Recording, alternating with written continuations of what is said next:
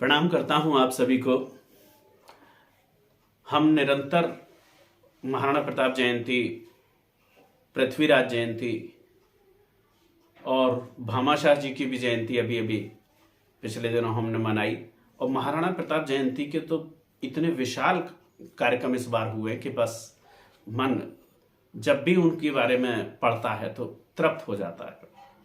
आज मैं आपसे बात करना चाहता हूं महाराणा प्रताप के साथ उनके हर कदम पर साथ देने वाले चेतक को, उस दिव्य आत्मा चेतक के विषय में आपसे बात करता हूं। चेतक को हम कितना भी नमन करें वो कम ही लगता है। बेहद खूबसूरत, बेहद बलिष्ठ और गजब का उसका शारीरिक सौष्ठव देखने के साथ आदमी का मन तृप्त हो जाता है। आज उसी चेतक को नमन करना चाहता हूं, उसे भाव सुमन अर्पित करना चाहता हूं, उसे शब्द सुमन अर्पित करना चाहता हूं। ये चेतक हष्ट पुष्ट था, वो दिखता बलिष्ठ था, ऊंचा ठाड़ा कद सर्वश्रेष्ठ ही बताता था। चेतक हष्ट पुष्ट था, वो दिखता बलिष्ठ था, ऊंचा ठाड़ा कद सर्वश्रेष्ठ ही बताता था। स्वामी भक्ति की मिसाल दिखता था, वो विशाल जिसने भी देखा देखता ही रह जाता था। राणा जी की मनोदशा वो तो भांप लेता सदा, उसके गुणों की कोई था नहीं पाता था। और पवन भी देख दंग मन चला संग संग, महाराणा संग पद चिन्ह वो बनाता था। महाराणा संग पद चिन्ह वो बनाता था। वाकई में इतना महान चेतक, उसने महाराणा प्रताप के हर कदम पे साथ दिया और महाराणा प्रताप भी उसे बिल्कुल बेटे की तरह, बिल्कुल दोस्त की तरह से स्नेह करते थे। और महाराणा प्रताप ने रणभूमि में देखा तो यह तय कर लिया था कि आज बहलोल खान और मानसिंह को यदि मैं निपटा दूं तो ये युद्ध यहीं पे समाप्त हो जाएगा। बहलोल खान को उन्होंने निपटा दिया था और वो मानसिंह की तरफ बढ़ते हैं। घायल हो चुके थे काफी, और लेकिन चेतक उन्हें उनकी तरफ लेके चलता है। यही वो जगह थी जहां पर चेतक मानसिंह के हाथी के मस्तक पर अपने अगले दोनों पैर रखकर खड़ा हो जाता है। मानसिंह के हाथी के पैरों में बंधी हुई जिस तरह से एक पहिए नुमा चीज बांध दी जाती थी और उसमें कटार बंधी होती थी, और उसकी हाथी की सूंड में भी एक तलवार बंधी थी, वहीं पर चेतक का एक पांव कट जाता है। चेतक घायल हो जाता है और 3 पांव पे चेतक रह जाता है। यहां महाराणा प्रताप जिनका जीवन पर्यंत कभी निशाना नहीं चुका, यहां पहली बार उनका निशाना चुका। तब अल-बदायूनी ने इस दृश्य का बड़ा ही सुंदरतम वर्णन किया। उसने एक एक चीज अकबर के सामने जब रखी, तब अकबर ने उसकी ये हाल देख के अपने सेनापति का, उन्हें इतना गुस्सा आया कि उन्होंने 6 महीने के लिए मानसिंह को सस्पेंड कर दिया और कहा कि 6 महीने तक मुझे अपनी शक्ल मत दिखाना। उसी जमीन पर एक छंद आपके बीच निवेदित करता हूं। रणभूमि में प्रताप गज भाल पेती टाप, रणभूमि में प्रताप गज भाल पेती टाप, तभी एक चेतक का पांव कट जाता है।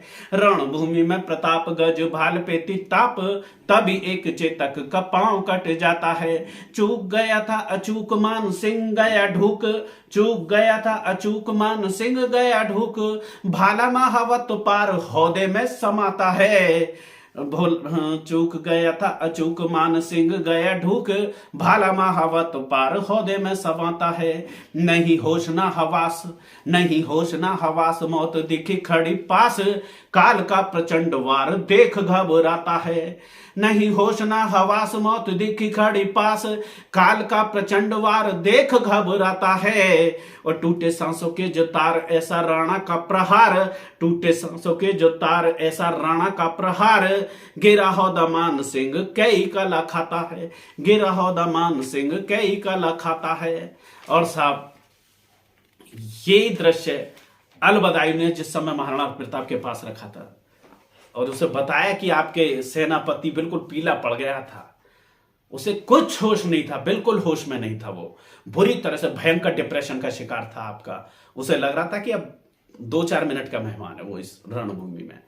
एक छंद और निवेदित करना चाहता हूं कि यहां झालामान सिंह, झालामान, भामाशाह और हाकिम खान सूरी ने महाराणा प्रताप को जब इतनी घायल अवस्था में देखा, और चेतक भी घायल हो चुका था, तो वो महाराणा प्रताप को रणभूमि से अलग हटाते हैं। उन्हें वहां से रणभूमि से अलग हटाने के लिए तीनों बहुत जोर देकर प्रयास करते हैं। तब कहीं महाराणा प्रताप उनकी बात मानते हैं कि काल की बिथाम गति दौड़ता हो कोई यति। ये चेतक का ही प्रताप था कि उसने प्रताप को प्राणों की रक्षा करते हुए अपना जीवन होम कर दिया। भाव सुमन अर्पित करता हूं। ये काल की विथाम गति दौड़ता हो कोई यति, चेतक से महाकाल हार कर जाता है। काल की विथाम गति दौड़ता हो कोई यति, चेतक से महाकाल हार कर जाता है। माना आज नहीं हार, मांगी सांसें भी उधार, चेतक कटी टांग भी विसार कर जाता है। तभी ठिठ के कदम पुरजोर लगा दम, 27 फुट नाला पार कर जाता है। और उखड़ रही थी सांस अटकी गले में फांस, उखड़ रही थी सांस अटकी गले में फांस, भगवा ध्वजा पे प्राण वार कर जाता है। भगवा ध्वजा पे प्राण वार कर जाता है। चेतक शहीद हो जाता है और महाराणा प्रताप बुरी तरह से टूट जाते हैं। वो इतना लाड़ करते थे चेतक को, वो उसे बिल्कुल अपने इतना जिगरी मानना करते थे कि बस उनके जिगर का टुकड़ा आज उनसे दूर हो गया था। महाराणा प्रताप फूट फूट कर, और जब अपनों ने साथ छोड़ दिया था तब उनके साथ कोई था तो वो चेतक था। उसे श्रद्धा सुमन अर्पित करता हूं, भावांजलि अर्पित करता हूं। महाराणा प्रताप को मानते हैं हम सभी, उनका ये जीवन है गाथा बलिदान की। महाराणा प्रताप को मानते हैं हम सभी, उनका ये जीवन है गाथा बलिदान की। मातृभूमि प्रीत हेतु स्वयं को भी होम किया, लाज रखी तब भामाशाह के महादान की। भाई बंधुओं ने जब दास्त स्वीकार करी, गाथा लिखी गई तब चेतक महान की। और चेतक शहीद हुआ, राणा भी मुरीद हुआ, जंगे आजादी में आहुति थी बेजुबान की। जंगे आजादी में आहुति थी बेजुबान की। बहुत बहुत नमन करता हूं उस पुण्य आत्मा को, उस हुत आत्मा को जिसने स्वयं को होम कर दिया और महाराणा प्रताप के प्राणों की रक्षा की। कहीं दादा श्याम नारायण पांडे जी, उनका एक कविता जो थी, कभी बचपन में पढ़ा करते थे, रणबीर चौकड़ी भर भर कर चेतक बन गया निराला था। राणा प्रताप के घोड़े से पड़ गया हवा का पाला था। राणा की पुतली फिरी नहीं तब तक चेतक मुड़ जाता था। क्या खूबसूरत भावांजलि उन्होंने अर्पित की चेतक को। मैं दादा श्याम नारायण पांडे जी को स्मरण करता हूं, नमन करता हूं कि उन्होंने महाराणा प्रताप के विषय में इतना शानदार लिखा। वास्तव में हम लोग शायद उनका कर्ज कभी नहीं चुका पाएंगे। ना हम चेतक का कर्ज चुका सकते हैं, ना ही हम श्याम नारायण पांडे जी को कभी बहुत कुछ कर पाए। बहुत ऐसा महसूस होता है कि हमने बहुत बड़ी त्रुटि कर दी। अवसर है उन्हें सुधारने का, ऐसी भूलें हमसे दोबारा ना हो। जिस कलम ने महाराणा प्रताप को अमर कर दिया, वो कलम थी श्याम नारायण पांडे जी की। मैं नमन करता हूं, चेतक को नमन करता हूं। जय भवानी, जय एकलिंग जी, जय महाराणा प्रताप, जय हिंद, जय भारत।